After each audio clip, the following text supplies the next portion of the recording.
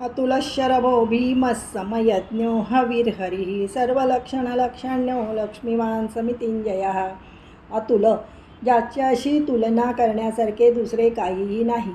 शरभ, जीर्ण होणे, झिजणे, उणवणे हा ज्याचा स्वभाव आहे, अशा शरीरामध्ये जो आत्मरूपाने भासतो तो.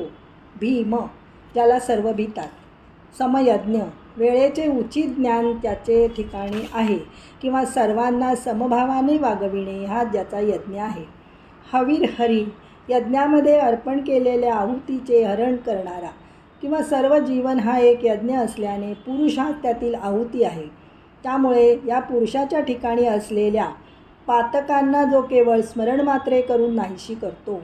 सर्व लक्षण्य, सर्व लक्षणांनी म्हणजे सर्व प्रकारच्या प्रमाणांनी ज्याचे ज्ञान होते तो. लक्ष्मीवान, ज्याच्या वक्षस्थलावर लक्ष्मी विराजमान आहे. समितिंजय, समिती म्हणजे युद्ध आणि सभा. पराक्रमाने युद्ध जिंकणारा किंवा पांडित्याने आणि वक्तृत्वाने सभा जिंकणारा. वीक्षरो रोहितो मार्गो हेतुर्दा मोदरसहा महीधरो महाभागो वेगवान मिताशनः. वीक्षर, झीज किंवा नाश ज्यांच्यापासून दूर आहे. रोहित, आपल्या इच्छेनुरूप विशिष्ट प्रकारच्या पिवळसर वर्णाचे मिश्रण असलेला रक्तवर्ण धारण करणारा किंवा रोहित नावाच्या माशाचे रूप धारण करणारा. मार्ग, भक्तजन ज्याची प्रतीक्षा करीत असतात किंवा परमानंदाची प्राप्ती ज्याच्या साहाय्याने होते.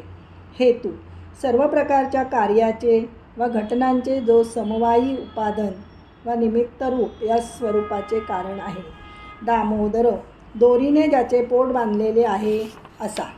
गोकुळामध्ये यशोदेने एकदा बालकृष्णाला उखळीशी दोरीने बांधून ठेवले होते. त्यावरून हे नाव पडले. किंवा दम इत्यादी साधनांनी उदार म्हणजे विकसित झालेल्या बुद्धीने ज्याचे ज्ञान होते. किंवा दाम म्हणजे लोक, ते लोक ज्याच्या उदरात सामावलेले आहेत. सह, सर्व लोकांना सहन करणारा, सर्वासवे असणारा. महीधर, शेषरूपाने वा पर्वतरूपाने पृथ्वीचे धारण करणारा. महाभाग, ऐश्वर्ययुक्त वा उत्कृष्ट अशा भोगांचा उपभोग घेणारा. सभ्य, सज्जन. वेगवान, ज्याची गती शीघ्र आहे. अमिताशन, ज्याचा आहार मोजता येणार नाही इतका मोठा आहे. प्रलय काळाच्या वेळी सर्व काही गिळून टाकतो म्हणून हे नाव प्राप्त झाले आहे. किंवा सर्व काही स्वीकारतो भावभक्तीने दिलेले